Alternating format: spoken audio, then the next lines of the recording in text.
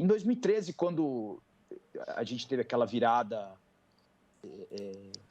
neofascista, do gigante acordou, e sem partido, sem bandeira vermelha, a gente achou estranho, mas a gente falou assim, mas não vai ser nada que a gente não consiga reverter. Assim. Mas quando chegou 2014, e em 2014 eu me lembro de ter feito até uma crítica bem contundente a Dilma num programa da Lorena Calabria na internet, eu comecei a perceber que a coisa ia ficar estranha e desde então, você falou, eu acho muito triste falar, um dos poucos roqueiros que ainda defendem o lado certo e a democracia. Você não sabe o quanto pesa isso pra mim, bicho. Mas talvez mais no metal tenha menos, né, cara? Eu acho que... O metal é o metal, cara. Metal é o metal. Eu tendo a não concordar com isso, assim, porque eu convivo, às vezes, com um monte de molecada jovem. Assim, não sei se eu tô dentro de uma bolha, sabe? Eu ainda acho que o rock em São Bernardo, o rock no entorno de São Paulo, o rock independente, ele ainda é muito... O rock feminista, cara, tá tendo uma revolução de bandas com minas, assim, que é um negócio que eu espero que o mainstream não se aproprie, assim, porque é muito legal, assim, mas esses velho roqueiro como, sei lá, eu tô velho, mas esses velho roqueiro, cara, é realmente extremamente decepcionante, assim. Já o metal eu não vou nem comentar, eu prefiro nem tecer comentário, porque... Compreensível. Porque a gente sabe, né? Aí a gente vai cair em Prevent Senior. Exatamente. Exatamente. Gleice? Então, eu queria voltar um pouquinho. Sim, fique à vontade. E falar um pouco sobre a tua formação, assim, não formação acadêmica, nada disso, mas a sua formação enquanto uma pessoa de esquerda, né? Que eu estava vendo uma entrevista tua e você falando sobre sua formação, sobre como isso era algo que as questões de esquerda, o debate mais social e tudo mais, era algo que era presente muito no seu cotidiano familiar, né? E aí eu queria que você contasse um pouco pra gente como que era isso, assim, como que era... Porque, assim, por exemplo, a minha experiência com o movimento estudantil, a minha experiência de me entender como uma pessoa de esquerda veio a partir do movimento estudantil, veio a partir da Fundação Santo André, que nós todos aqui fizemos, tal. E não é que não tinha nenhum tipo de discussão social dentro de casa, né? Mas não era aberto, não era com... Você fala nessa entrevista que o primeiro livro que teu pai te apresenta é O Capital, do Marx. Então, fácil. Facinho, né? Tranquilão já de pra começar a ler, né? Em Pontos Cegos tem Sombras da Caverna, né? Referência foda também. Sim, mas, enfim, é mais pra gente trocar figurinha, assim, sobre como foi esse teu processo de formação e de entendimento enquanto pessoa, assim, né? Nesse contexto. Eu me sinto privilegiado por ter podido ter, desde muito cedo, discussões muito abertas dentro da minha casa. Eu sou neto de um ex-combatente da FEB, né, por parte de pai, que flertou com o integralismo.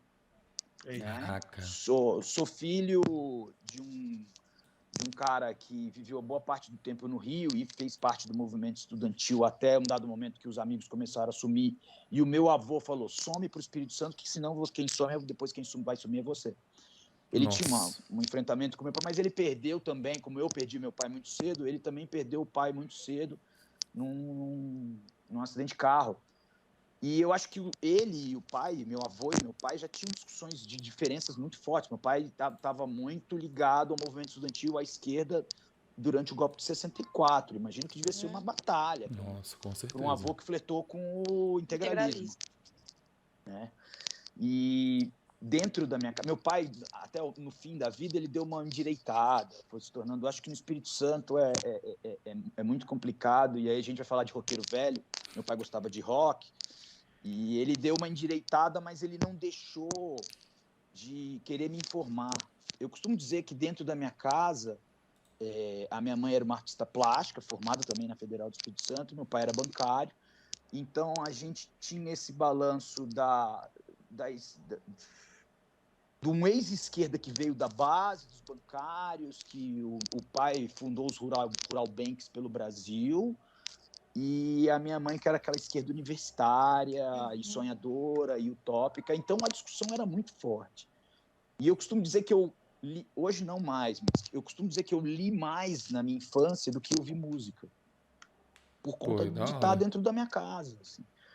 Então, a gente teve essa possibilidade, isso é genial, porque era raro, principalmente num tempo de ditadura, eu sou de 73, era raro ter discussões. Assim, eu lembro que nessa entrevista a gente estava discutindo sobre, uma vez na mesa, e aí o meu pai falou, o presidente Figueiredo é um fascista, me passa o feijão, sabe?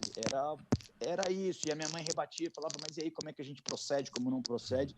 E aí, muito cedo, eu sabia quem era Leonel Brizola, eu sabia quem era Darcy Ribeiro, eu sabia quem era Golbery Couto e Silva, sabe?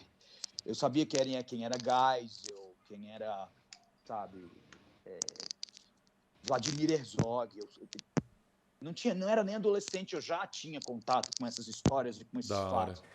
E aí eu fui seguindo. Eu acho que não é nem uma questão de ser esquerda e direita. Eu tive a possibilidade de ter diálogo dentro da minha casa. Sim. Um De diálogo conhecer bem qualificado, né? outros aspectos, né, de ter um do diálogo que acontecia, né?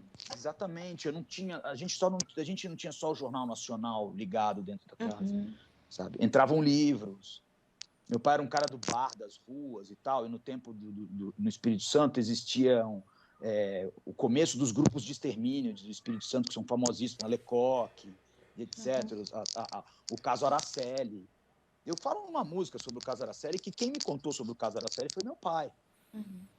Não sei se era cruel demais fazer isso com uma criança, mas eu cresci tendo isso como um hábito, tendo essa discussão política como um hábito. Mas funcionou sabe? bem, né, velho? Porque as suas letras são talvez fruto todo esse acúmulo que você teve desde criança, né? Não, depois veio o skate, né? O skate punk dos anos 80, depois veio o próprio punk e o hardcore, que foram me levando para esses lados. Assim.